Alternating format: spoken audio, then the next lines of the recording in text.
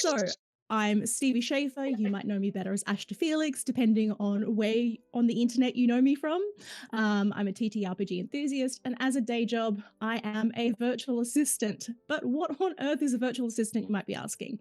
Basically, I help people who run online businesses with systems and production. So things like um, podcast production, blog production, social media, that sort of stuff. I do a lot of the back end of that.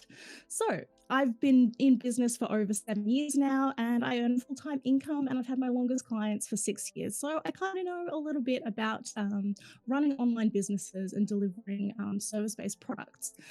Alrighty, on the TTRPG side of things, as Patty has already mentioned, I run the Melbourne LGBTQIA+ TTRPGs Facebook community. I started this community 3 years ago because I was looking for more cool people to play games with. I had a couple of unfortunately homophobic and transphobic encounters early on when I stepped into TTRPGs and decided to create a safe space. And honestly, I have never looked back. The group is now at 860 members, which is pretty big considering how niche it is. And I'm really proud of that community and everything that we have achieved. So, why am I here? You may have noticed, I'm not a TTRPG designer. I'm just an enthusiast, but I'm hoping that my business skills and knowledge can be helpful to those of you who want to distribute games online after you've made them. I'm coming at this from a consumer perspective. If you want to get your game in the hands of people, like general people who aren't, in the designing space, I want to help you with that. Whether you want to sell your games or just get them out there and have people actually play them and not just languish on itch with no downloads, I'm hoping these tips are for you. I also want to say that a lot of these tips and suggestions are not going to be applicable to everyone. A lot of them might come across as neurotypical nonsense, so please just take away from this presentation what serves you and leave what doesn't. So let's get into the bones of what this actually is all about. I think there are 3 key pillars that will help you to get your games into the hands of more people. They are community, emails, and systems. And throughout this talk, I'm going to cover each of them in more depth. So let's dive into the first pillar. The first pillar is community.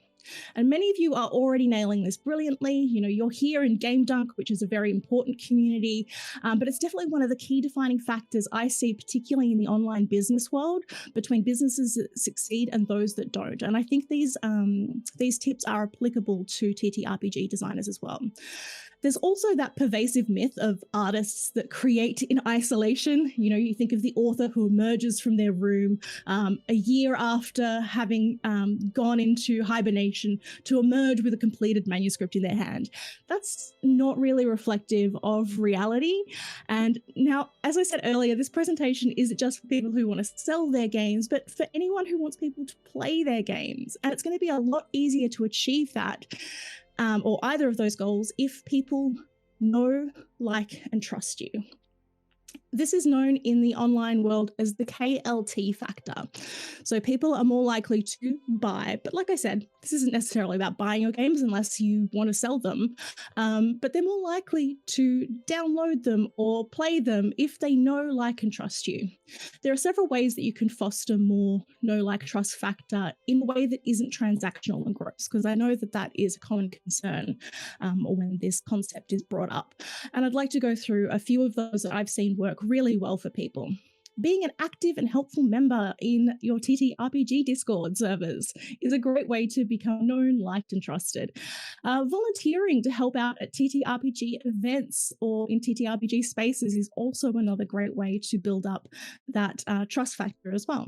Being an active participant on TTRPG or TTRPG related streams, so whether that's live plays or artists making art, that type of thing is also another great way to get your name and your presence out there to people who would be interested in playing your game.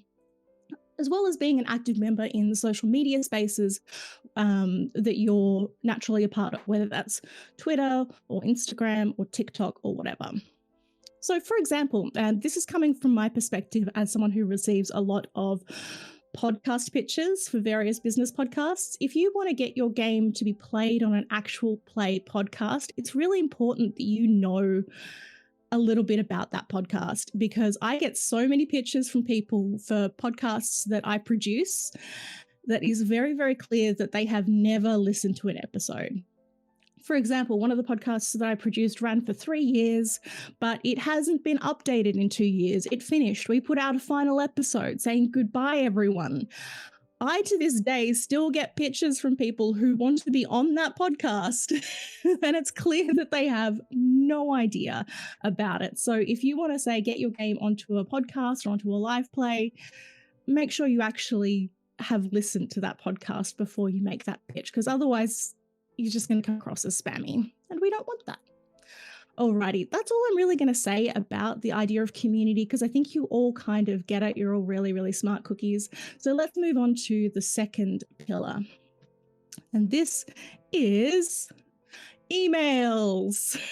I cannot tell you the number of times I've been to conventions or whatnot where TTRPG designers have had brilliant games, and when I've asked, hey, like they're testing them or whatever, and I say, hey, when can I find out about when this game is releasing or more information? And they'll say, oh, just follow me on Twitter. You're making it really hard for consumers to get the game. The best thing you can do is have an email list. Just have a sign-up sheet so that you can directly email them when that game goes live. And there are several reasons for this. There are several benefits, I guess, to having an email list. Email lists are targeted. You can actually reach the people who want to know about your games. So, for example, in 2021, 77% of marketers responded to seeing more engagement with email over the past year. Every year, there's always this, is email going to die this year? And it never comes true. Email marketing is still alive and kicking for sure. Marketers this year, so in 2021, are sending fewer weekly emails than last year, but they're prioritizing segmentation, personalization, automation, which means we're moving away from like the really, really spammy model of email marketing and more into reaching people with things that they actually want. And then finally, 4 out of 5 respondents to the survey that went out said they'd rather give up social media than email marketing. So if you are a TTRPG designer who wants to distribute your games to more people, building an email list is one of the key things that you should be doing. And one of the major reasons for that is because you actually own that list. Social media platforms, you don't own the contact list. You don't even own the content that you post most of the time. Typically, your content and follower list is owned by that social media platform. So if Twitter was to disappear tomorrow or Facebook was to disappear tomorrow, how would you contact people about your game? How would you get that information out to them? It's really, really important to have a thing that you actually own. And this will also help you to grow as well, because, you know, social media can sort of like go up and down. People aren't always going to see everything that you post, but with an email list, people are more likely to see what you're sending out to them than not. So what is a really great example of someone using email marketing as a TTRPG designer in terms of like the marketing strategy? This is MT Black's email, one of his emails as an example. I really like the way that he approaches email marketing. He has, at the top, he has a very prominent call to action. Buy now, just $3.50. It's in a really bold color. It's very different. It really stands out. There's a little bit of copy up the top, and then he has all of these really gorgeous content previews. This is such a good example of how powerful email marketing can be in terms of getting your game out there, because you can fit so much more in an email and lay it out beautifully than you could possibly on Facebook or Twitter or TikTok or whatever social media platform you're using. And you can directly link to where they can buy it. Often with things like Instagram, for example, it's really hard to create links on Instagram, or TikTok. It's really hard to create direct links for people to buy. But with email marketing, you can do that. And I think it's just super powerful and amazing. So if you don't have an email list, now is the time to start thinking about building one. So what do I recommend? There are so many different email list services. The one that you've probably heard of is MailChimp. That's the one that I would possibly recommend to start with. It's the one that I'm familiar with. It's been around for years and years and years. A couple of others that also have free plans, Sendinblue and MailerLite. I don't really know much about these, but given that you're probably not going to be emailing thousands and thousands of people, you're probably never going to run out of those plans that they offer. Alrighty, so that's the email section. So we've covered community and email so far. Next, and finally, is systems. And this is sort of probably the biggest chunk of this presentation because this is where I thrive. And what do I mean by systems? I mean systemizing can support creativity. I think there's often this idea that people who are creative tend to be really chaotic, unorganized, and that's not necessarily true. We just have different ways of thinking and putting into place the systems. So how do I like to think of systemizing? I like to think of it as being an overlap between two things, between ease and momentum. And in the overlap, we have systems. So if I have a system to do something, it makes it easier, and it means that I'm more likely to have momentum behind whatever I'm doing. So this is really more about less about the game creation and more about the what happens when you want to get that game out into the world. So the distribution side of things. What do you do after you finished a game? Do you have a system to go through of steps of where you put that game out into the world? Systems can come in many different forms. I don't really care how people systemize something because everyone's brain works differently and everyone will find a different system that works for you. I don't care if it's bullet journaling or just a checklist, or, if you've got chaotic post-it notes on a wall, or if you use some sort of project management app. Any way of systemizing is entirely valid as long as it works for you. So let's dive into this a little bit more. I think there are sort of and I'm sure Aaron Lim will go into more detail about this from a game designer's perspective. But I think there are sort of three main steps. There's design, testing, and then distributing. And it's the distributing where I see a lot of TTRPG people fall down because I want to get your games, but I find it really hard to get them. So what is the gap there? So there are a few key things that I think we need to find a way to systemize to help you to distribute. Things like having a media pack for your game, for example, or, having people on Twitch. If you follow Twitch streamers who do live plays of games, whether that be, I know there's lots of D&D 5th edition live streamed games, but quite often those people will do one-shots of small indie TTRPGs. And this links back to the stuff I was saying about community earlier. If you are an active part of that community, pitching to these people to do a live play of your game becomes so much easier, because you're already known, liked, and trusted in that space, and that will get your game out to more people. Convention pitches, lots of conventions want, more independent TTRPG games. I know that John would like more if you have them. So, having that ready to go as well is also, and systemizing that is really important. Having a website. I hate the itch interface as a consumer. I just hate it. I hate going there. I hate trying to find what I need to find. I find it really confusing, really overwhelming. It's just not a nice consumer experience. So if you want to make it easier for people who know and like you as a designer to find your stuff, having your own website is really key. And it doesn't you don't have to buy a domain. You can just use a WordPress.com website, but just having some sort of hub where you own the content and where you can put things that's not tied to a social media platform is really key. Like I said before, building that email list. If you've got a website, it's really easy to put a link on there to sign up to your MailChimp email list to get updates on games, etc. Discord promos. If you've just released a game, where are you going to distribute it?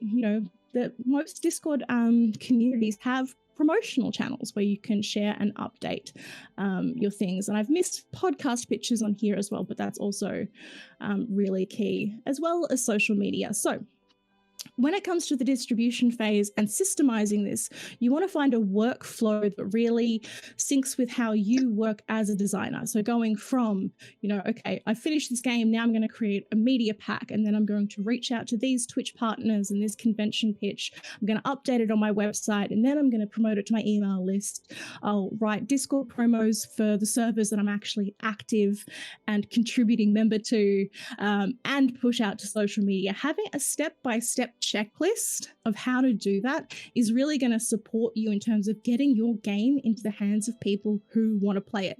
Like me, I'm probably going to miss the 10 tweets that you put out about it. But if I'm on your mailing list and you email me directly, then I'm going to see it.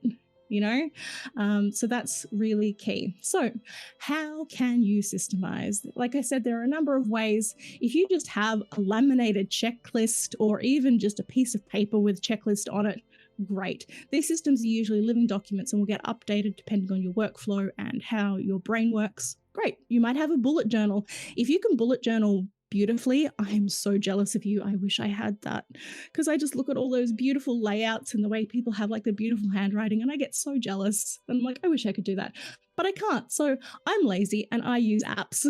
The app that I highly recommend is Asana.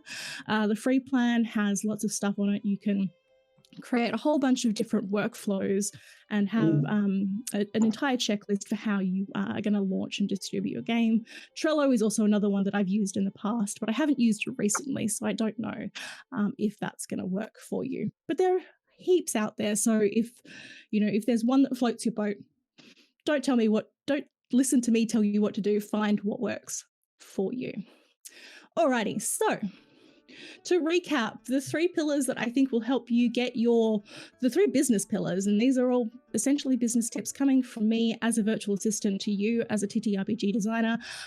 Community. So like I said before, being an active and contributing member to your communities and making sure that that no like and trust factor is high, because nobody likes somebody who just rushes into a Discord server, drops their promotional material and then runs, because nobody really knows, likes, or trusts them in that scenario. So building up those community connections is really important. Email lists. Please let me sign up to your email lists. I don't like scrolling through Twitter. I don't like scrolling through itch pages to find out what you're up to. Make it really, really, really easy for the people who want to play your games to get them. And then finally, systems. Systemizing the way that you distribute your game will make it so much easier and will help you to create a consistent workflow for that. So finally, if you want to know more about me, you can find me at various places, either ashtofelix.com or stevieschaefer.me. I'm over on Twitter at ashtofelix. I'm on TikTok at ashtofelix. And if you would like to join the Melbourne LGBTQIA+ TTRPG group, then that link is there also. Now, you mentioned the sort of construction of media packs and sort of pitch documents for your games. Do you have a good example of like someone who does those really well, or do you have like a model that you use, or is it just a matter of? I think the media pack that really stood out to me that I saw recently was the Thirsty Sword Lesbians media pack. It was done beautifully. I mean, obviously that's bigger than, like, that comes from a fairly large TTRPG company compared to, what most of us are doing. But yeah, just modeling it on that sort of communication is great. It can just be, a couple of paragraphs about, who your game is for, why you designed it, and if you've got any cool art to go with it that you've commissioned or done yourself. Yeah, just putting out, maybe a 1-page document so that people get a really good grasp on what your game is about and get really excited about it. And you can submit that, to, various online platforms, magazines. It's something you can give to the people that you're pitching to play your game on Twitch, that sort of thing. You want to make it as easy as possible for the people who want to play your games to play them. Because something I've noticed is that a lot of us are like, well, if people really wanted to play our games, then they'd put in the effort to find it. And if they don't put in the effort, then it's not, they don't love me. People are really busy. We are inundated with so much information on a daily basis. make it as easy as possible, because it's not that people don't like you and don't want to play your games. It's that usually it's too hard for them to get it, you know? Don't be a self-torturing tortured artist, as it were. Do you have a favorite program for those email lists? You mentioned MailChimp earlier, I think, but yeah, Yeah, I think MailChimp is just such a solid choice. It has been around for as long as I've been in business. So it's definitely here for the long term. I know that they've made some changes to their plans recently, which might screw over people with slightly larger lists. But if you've got a list of 100 people, 200 people, and you're not sending out, 10 emails a day, which you shouldn't be, that's ridiculous. You should be fine with something like MailChimp. I design my Trello and then only focus on the urgent. How do I avoid this trap? Really good question. Stephen Covey's problematic, so I don't really want to give him too much airtime. But if you've heard of something called the urgent important matrix, it's where you have 4 quadrants. Along one side, you have things that are urgent but not important, or urgent and important. And then along another axis, you have things that are not important and not urgent. Filtering your tasks into those will help you to see that a lot of what you're doing is urgent but not important. And the key quadrant is the quadrant of things that are important but not urgent. I know the trap, and I often fall into it, of falling into like putting out the fires. It's like, oh, there's a problem with this, or there's this, or there's this. And it's really easy to get down those rabbit holes. If I find myself doing a bunch of like putting out a bunch of fires instead of doing things that I know are important and are going to serve me long term, I put all of my tasks into one of those urgent, important matrices, and that really helps to clarify in my mind what I should be doing for the long term. A massive thanks to you here, Stevie. I know it's always a tough gig getting into the breach first, but no, look, super informative, fantastic advice for all of you budding wonderful designers out there. And yeah, look, thank you so much. Glad I could help. All right, everyone. Have a great day and enjoy the game jam.